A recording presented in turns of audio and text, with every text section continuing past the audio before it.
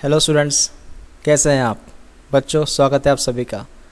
बच्चों, जैसे आपको पता है कि हमारा जो चैप्टर शुरू है वो है डाइजेशन एंड एब्जॉर्प्शन, और उस चैप्टर में हमारी बात शुरू थी एलिमेंट्री कैनल के बारे में।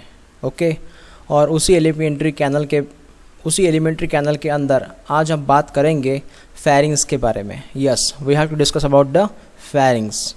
तो बात करते हैं कि ये फेरिंग्स कौन है, इसके कितने टाइप्स रहते हैं। Got it. तो आपके सामने एक तस्वीर है जिसमें आप देख सकते हैं वन बाय वन एक कलरफुल एरियाज़ भी आपको दिख रहे हैं। यहाँ पे 3 कलरफुल एरियाज़, ये 3 कलरफुल एरियाज़ हैं यहाँ पे। तो हमें बात करनी है बच्चों फेरिंग्स के बारे में। Got it. फेरिंग्स, सबसे पहले मैं तो ये कहूँ कि जो हमारा बक्कल कैविटी है, इसे हमने कहा था बक्कल कैविटी, मतलब ओरल कैविटी, जिसमें टीथ टंग होता है ना, टीथ टंग, वो वाला एरिया बक्कल कैविटी मतलब ओरल कैविटी। उसके जो नेक्स्ट वाला एरिया है, नेक्स्ट, वो होता है फेरिंग्स। फेरिंग्स के 3 टाइप आते हैं। एक होता है नेजोफेरिंग्स, एक होता है ओरोफेरिंग्स, एक होता है लैरिंगोफेरिंग्स। ऐसे 3 प्रकार ये आपको लर्न करने पड़ेंगे। Got it. कौन कौन से बताइए सर? Nasopharynx, oropharynx, लैरिंगोफेरिंग्स।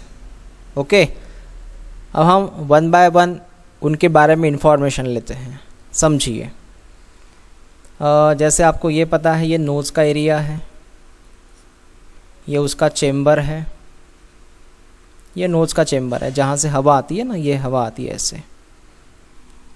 अगर हम यहाँ पे देखिए, अभी मैं दूसरा कलर यूज़ कर रहा हूँ, लगे तो पहले इसको मिटा देते हैं। देख सकते हैं आप, हवा अंदर की तरफ बढ़ रही है, उसके बाद में यही एयर जो है वो इस तरफ आती है ना। तो बच्चों, ये हुआ हमारा नोज़ल चेम्बर। ओके, और इसी नोज़ल चेम्बर में आप यहाँ पे एक कलर देख रहे हैं, ये देखिए। इसी नोज़ल चेम्बर में जो आपको एरिया दिख रहा है, इसे हम कहते हैं नेज़ोफेरिंग्स। ओके, बात समझ में आ गई आपको? यस। और बच्चों, ये जो नेज़ोफेरिंग्स है, इसके एक्चुअली 2 गेट्स रहते हैं। जैसे कि ये एंट्री वाला है जहाँ से हवा अंदर आती है, तो ये जो होगा ये एक्चुअली एंट्री वाला गेट होगा, ये फर्स्ट गेट है। ओके, और इसे हम दूसरी भाषा में बोल सकते हैं एक्सटर्नल नेयर्स, NARES, एक्सटर्नल नेयर्स। स्पेलिंग दिख रहा है, NARES, नेयर्स, एक्सटर्नल नेयर्स, मतलब ये बाहर वाला होल है। और सेम होल यहाँ पे रहता है, यहाँ पे रहता है एक होल, है ना। इस होल को हम कहते हैं इंटरनल नेयर्स, इंटरनल नेयर्स, NARES। 2 नेयर्स है, एक्सटर्नल एंड इंटरनल। क्लियर हुआ?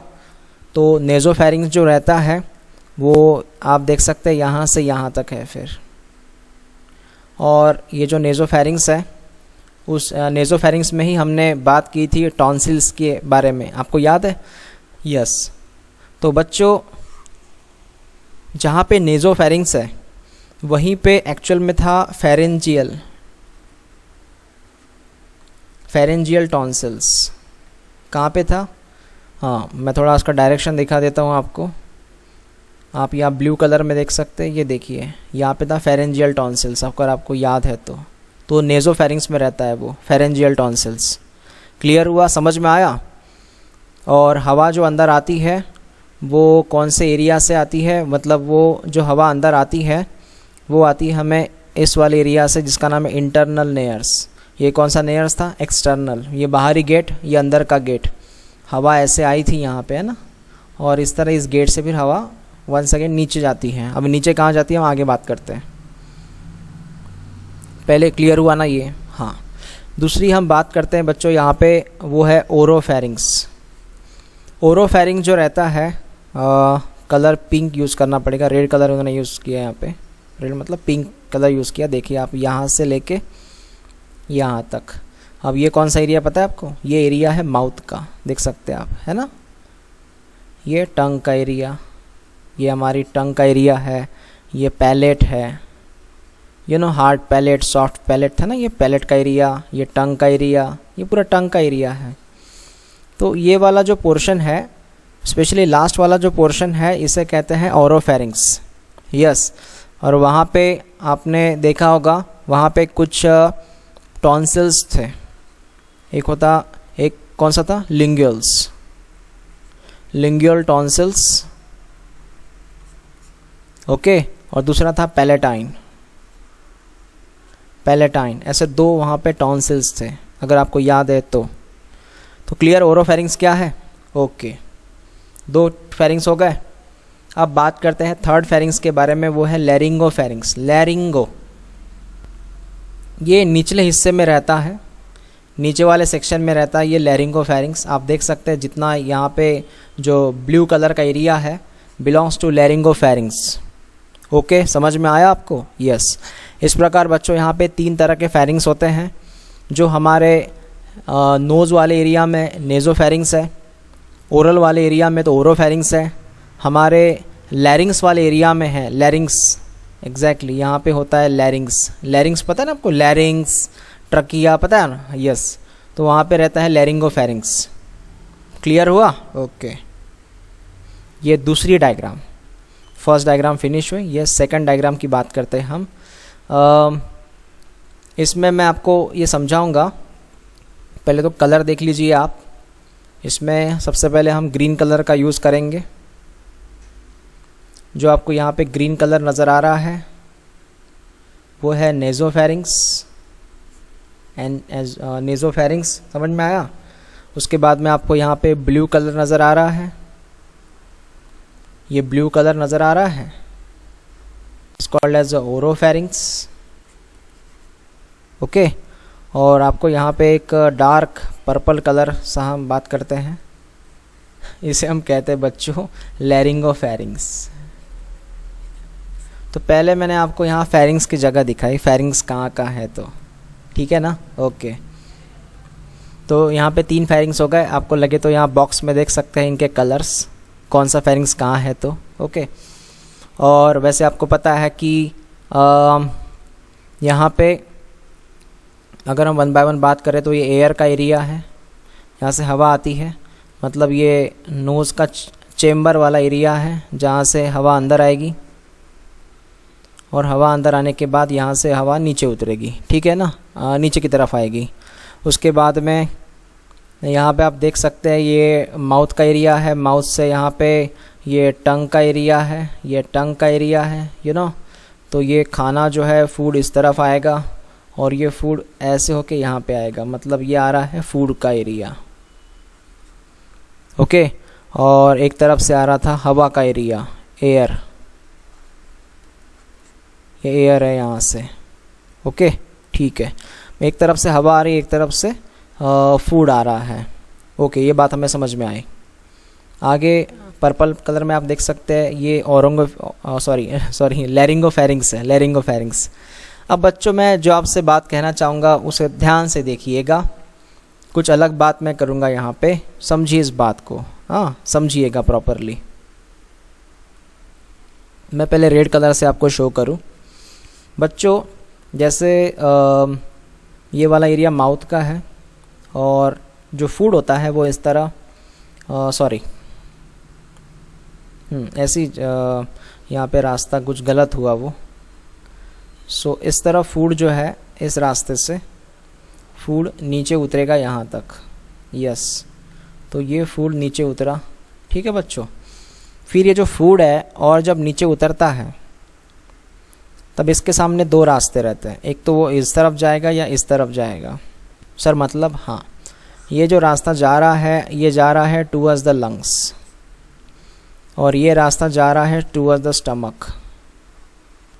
तो सीधी सी बात है, आप बोलोगे सर जो A नंबर का रास्ता है और ये B नंबर का रास्ता, आप बोलोगे सर A नंबर का रास्ता जा रहा है स्टमक की तरफ, वहीं पे कौन जाएगा? फूड जाएगा। समझ में आया ना आपको? यस।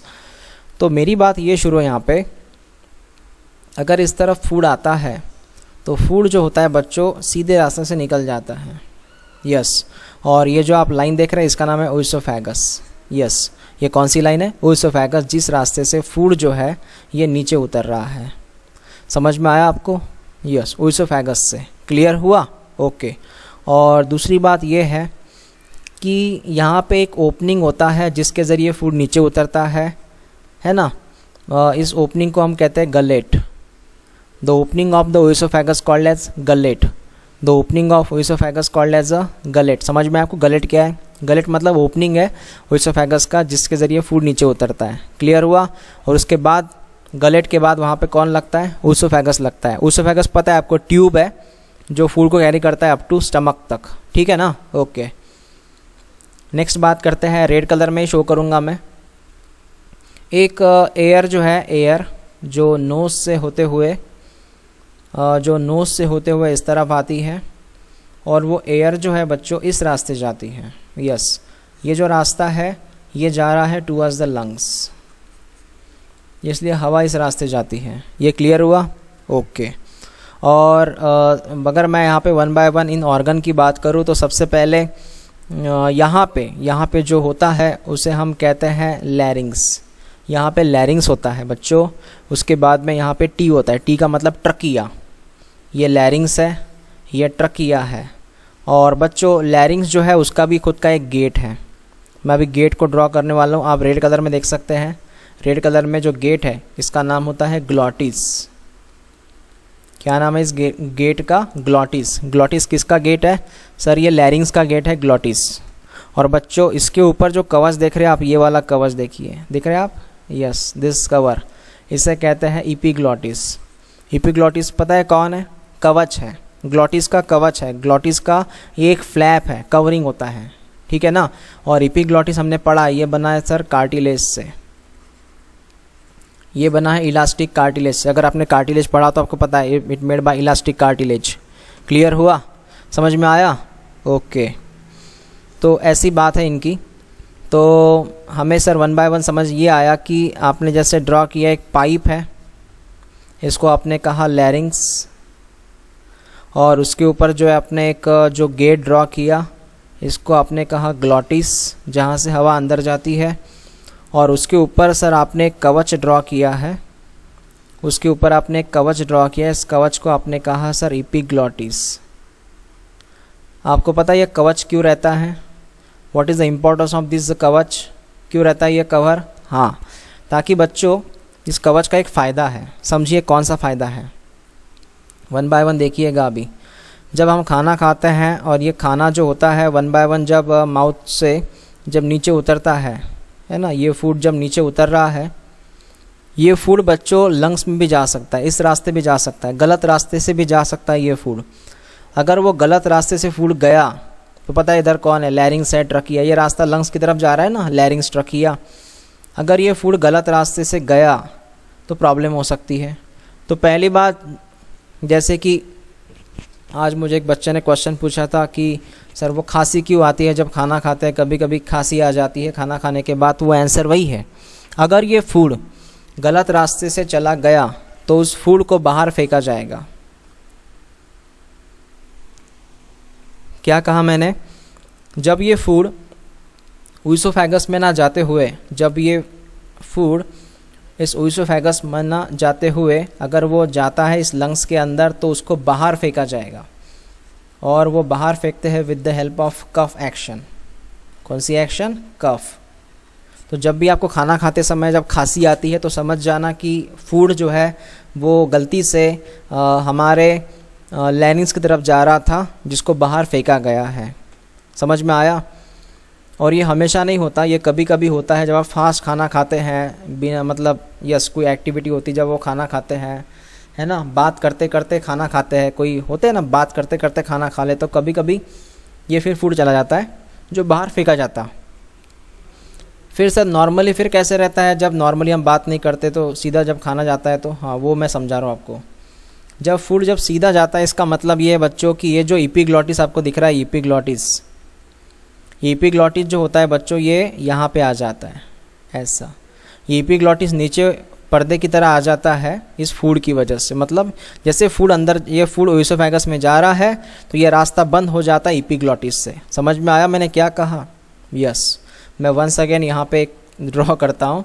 जब भी फूड नीचे आ रहा हो, जब भी फूड नीचे आ रहा हो तो ये रास्ता बंद रहता है, ये बंद रहता है। सर ये बंद कैसे हुआ? ये है ना फ्लैप कवर एपिग्लॉटिस, नीचे, ये नीचे झुकता है और ये बंद हो जाता है रास्ता। क्लियर हुआ? ओके, समझ में आया? हाँ, तो बताइए ये जो गेट है इस ओपनिंग का नाम क्या है? सर इसका ओपनिंग का नाम है ग्लॉटिस।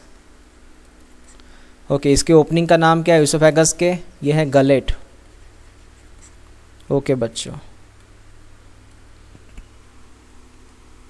तीसरा आप अलग अलग डायग्राम देखिए ताकि आपको पूरा समझ में आए। फिर आप यहाँ पे देख सकते हैं कि ये एयर का एरिया, एयर यहाँ से आती है, नेज़ल कैविटी से एयर आती है, फिर ये एयर जो है वो इस तरह आके फिर इसके अंदर चली जाती है, फिर ये एयर जो है ये इस रास्ते से जाती है। आपने देखा होगा। अब ये रास्ता कौन है? देख सकते हैं, ट्रकिया है ना? ये ऐसे रिंग रिंग रिंग है ना, रिंग्स है ना, ये कौन है? ट्रकिया। उसके बाद में येलो कलर देख रहे हैं आप, कौन है येलो कलर का एरिया? ग्लॉटिस का एरिया है। इसी को हम एक नाम देते हैं लैरिंग्स। येलो कलर देख रहे हैं ना आप, पूरा येलो कलर लैरिंग्स का एरिया है वो। उसके ऊपर एक कवच देख रहे हैं आप, ये कवच, यस, क्या नाम है इसका? एपिग्लॉटिस। ये पूरा रेड कलर जो मैंने किया है ना, ये पूरा रेस्पिरेटरी सिस्टम का पार्ट है। तो ये जो आप येलो कलर देख रहे हैं इसे हम कहते हैं लैरिंग्स। ये है एपिग्लॉटिस, ईजी मतलब एपिग्लॉटिस, यू नो। ओके, और नीचे जो आप रिंग देख रहे हैं ये कार्टिलेज से बने हुए रिंग है। It is made by cartilage और इसे हम बोलते हैं ट्रकिया। ठीक है ना? बाकी सारी बात हम करेंगे इनके बारे में जब मैं आपको रेस्पिरेटरी सिस्टम पढ़ाता हूँ तब। फिलहाल हमें डाइजेशन की बात शुरू है। So we have to discuss about digestive system. Clear हुआ? और इसी के एग्जैक्टली बैक साइड से, जैसे कि माउथ का एरिया है, ये माउथ का एरिया हुआ, तो ये फूड है एक्चुअली, है ना? ये माउथ का एरिया हुआ। रेड कलर को देखिए आप, माउथ का एरिया है, क्योंकि ये टंग का एरिया है, ये माउथ का एरिया। फिर ये फूड जो है वो इस रास्ते से जा रहा है ओइसोफेगस में। ये ओइसोफेगस है, देख रहे हैं आप, ये कौन है? ओइसोफेगस, ये वाला ट्यूब। समझ में आया?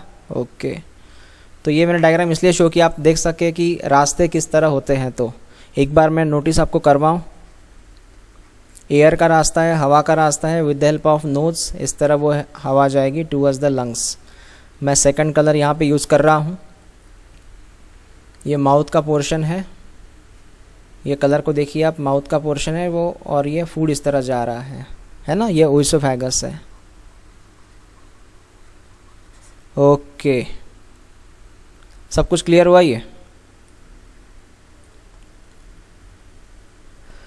नेक्स्ट पोर्शन की बात करते हैं। फेरिंग्स हो चुका है हमारा, फेरिंग्स यहाँ पे हमारा फिनिश हुआ है बच्चों। यहाँ पे जो नेक्स्ट हम बात करेंगे, छोटा सा टॉपिक है क्योंकि मैंने सोचा था कि ये टॉपिक अभी आपको नहीं पढ़ाऊँ, लेकिन स्टमक के लिए हमें देर लग सकती थी, इसलिए मैंने ये टॉपिक को सिलेक्ट किया। अब हम बात कर रहे हैं ओइसोफेगस के बारे में, क्योंकि हम डाइजेस्टिव सिस्टम पढ़ रहे हैं तो we have to discuss about the oesophagus. Oesophagus एक ट्यूब है, जैसे कि आप जानते हैं कि फेरिंग्स का एरिया था, फेरिंग्स के एरिया में एक ट्यूब था जिसका नाम था ओइसोफेगस। इसका जो ओपनिंग है, opening of this tube called as gullet. फिर ये ट्यूब धीरे धीरे नीचे उतरेगा और ये ट्यूब जो है डायरेक्टली मिलेगा फिर एक बड़े जे शेप वाले एरिया से, जिसको हम कहते हैं स्टमक। ये स्टमक वाला एरिया है। लेकिन ये जो ट्यूब आप देख रहे हैं, मतलब यहाँ से लेके यहाँ तक, इस ट्यूब को हम एक नाम देंगे, वी कॉल इट ओइसोफेगस। समझ में आया? ओके, बड़ा सिंपल है ओइसोफेगस, ज़्यादा क्वेश्चन नहीं बनते इसमें से। तो आप देख सकते हैं ओइसोफेगस का ये ट्यूब है।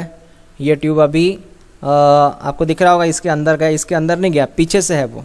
ये जो आप ब्लू कलर में देख रहे हैं बच्चों, यस, ये जो आप ब्लू कलर में देख रहे हैं ये ट्रकिया है। ये ब्लू कलर में ट्रकिया है, और ये ट्रकिया जो है वो जा रहे हैं टूवर्ड्स द लंग्स। तो सर आपने ये क्यों डायग्राम दिया? फिर मुझे आपको यहाँ पे ये समझाना है कि ट्रकिया के पीछे ओइसोफेगस होता है। ट्रकिया के पीछे बैक साइड में, ट्रकिया के एग्जैक्टली बैक साइड में आपको ओइसोफेगस मिलेगा। और वो जो ओइसोफेगस है रेड कलर में देखिएगा, वो ओइसोफेगस इसके ट्रकिया के बैक साइड में है। आगे ट्रकिया है, ट्रकिया तो लंग्स की तरफ जा रहा है, लेकिन ओइसोफेगस जो है ऐसे ट्रकिया के पीछे से होते हुए ये जा रहा है टूवर्ड्स द स्टमक। ये कौन सा एरिया है? स्टमक। समझ में आया क्या होता है ये ओइसोफेगस? तो ओइसोफेगस एक ऐसा ट्यूब है, इलोंगेट ट्यूब रहता है ओइसोफेगस, जो ट्रकिया के पीछे रहता है, जो लगभग 25 सेंटीमीटर लॉन्ग रहता है। ये याद रखिएगा, इस लाइन को नोट डाउन कीजिएगा, 25 सेंटीमीटर ये लॉन्ग रहता है ये ओइसोफेगस। ठीक है, ओके, बात समझ में आ गई ना? हाँ। और ओइसोफेगस के अंदर आपको जो मिलेगी मोस्टली मसल, वो स्मूथ मसल होगी, स्मूथ मसल्स होती है ओइसोफेगस के अंदर। अगर आप ओइसोफेगस का अगर ट्यूब देखते हैं ये, तो इसके अंदर आपको मिलती है मैक्सिमम स्मूथ मसल। उसी के साथ इनमें आपको गैस्ट्रिक ग्लैंड्स, गैस्ट्रिक ग्लैंड मतलब जो जूस वगैरह बनाते वो एब्सेंट रहते हैं। इनमें आपको किसी प्रकार के ग्लैंड्स नहीं मिलेंगे। गैस्ट्रिक ग्लैंड्स मतलब जो डाइजेशन रहता है ना, डाइजेशन वो यहाँ पे नहीं रहता, नो डाइजेशन। जैसे माउथ में डाइजेशन था तो ओइसोफेगस में डाइजेशन नहीं रहता। हम आगे बात करेंगे ड्यूरिंग डाइजेशन की, जब बात करेंगे जब मैकेनिकल डाइजेशन, केमिकल डाइजेशन, तब मैं बताऊंगा आपको। लेकिन यहाँ पर ही बता रहा हूँ, यहाँ गैस्ट्रिक ग्लैंड नहीं रहते, यहाँ पे डाइजेशन नहीं चलता, यहाँ पे सिर्फ चलता है फूड को कैरी करना, फूड कैरी करना, फूड को सिर्फ लेके जाना। ओके, और जिस टेक्निक का यूज़ होता है फूड को ले जाने के लिए वो है पेरिस्टाल्टिक मोमेंट। पेरिस्टाल्टिक, कौन सी मोमेंट? Peristalsis moments. ये मोमेंट है जिस मोमेंट्स की वजह से ये जो फूड है वो नीचे एक्चुअली पुश होते रहता है। ओके, तो देखते हैं ये पेरिस्टालसिस मोमेंट कैसे रहती है। तो आपके सामने एक तस्वीर है, इसका नाम है पेरिस्टाल्टिक मोमेंट, जिसमें आप देख सकते हैं कि ये पूरा का पूरा एक ओइसोफेगस का ट्यूब है। ये ट्यूब है ओइसोफेगस का और ये फूड है ना। तो फूड को देखिए किस तरह नीचे ले जाया कर, मतलब यहाँ पे कैसे पुश किया जा रहा है। तो आप ये फर्स्ट नंबर का डायग्राम, ये सेकंड नंबर का डायग्राम, ये थर्ड नंबर का डायग्राम देख सकते हैं, आप कंपैरिजन कर सकते हैं। उसको पीछे से पुश किया जा रहा है ऐसे, और इस तरह 1 बाय 1। और ये सब हो रहा है मसल्स की वजह से। किसकी वजह से हो रहा है? ये मसल्स की वजह से हो रहा है। समझ में आया आपको? स्मूथ मसल्स की वजह से हो रहा है ये सब कुछ। तो इस मोमेंट का नाम है पेरिस्टाल्टिक मोमेंट्स। बाकी कुछ बताने जैसा है नहीं ओइसोफेगस में। अब जो भी बताऊंगा मैं, वो मैं आपको बताऊंगा ड्यूरिंग डाइजेशन। हाँ, और एक बात सर, ये जो ओइसोफेगस है ये क्या बनाता है फिर? पेरिस्टाल्टिक मोमेंट तो करता है, लेकिन क्या क्रिएट तो करता हो कुछ ना कुछ? यस, ये बनाता है बच्चों म्यूकस। क्या बनाता है ये? म्यूकस। म्यूकस एक स्टिकी सब्सटेंस है जिसकी वजह से जो फूड है वो जल्द से जल्द नीचे उतरेगा। तो ये जो ओइसोफेगस रहता है ये म्यूकस सीक्रेट करता है, और म्यूकस के लिए इनके अंदर रहते हैं गॉबलेट सेल। मेरी बात समझिए अच्छे से, इनके अंदर होता है गॉबलेट सेल। ओइसोफेगस के अंदर है गॉबलेट सेल जो क्या बनाता है? म्यूकस। जिसकी म्यूकस क्या रहता है? नेचर क्या है म्यूकस का? स्टिकी। उसकी वजह से फूड जो है वो स्लीपरी होता है, थोड़ा जल्दी नीचे आ जाता है। समझ में आपको? तो स्लीपरी की मतलब म्यूकस की वजह से फूड को थोड़ा एक राहत मिलती है कि वो उसकी मूवमेंट जो होती है थोड़ी फास्ट हो जाती है। क्लियर हुआ? ओके, तो यहाँ पे हमारा जो टॉपिक है स्पेशली अभी जो मैंने आपको पढ़ा है वो ओइसोफेगस, और इसके पहले जो हमने पढ़ा वो फेरिंग्स के बारे में था। इस टॉपिक को आप अच्छे से पढ़िएगा, बहुत इंपॉर्टेंट टॉपिक है दोनों। ओके, बाकी हम ओइसोफेगस के बारे में और पढ़ेंगे ड्यूरिंग डाइजेशन के वक्त। ठीक है बच्चों? ओके, मिलते हैं नेक्स्ट वीडियो में नेक्स्ट टॉपिक के साथ।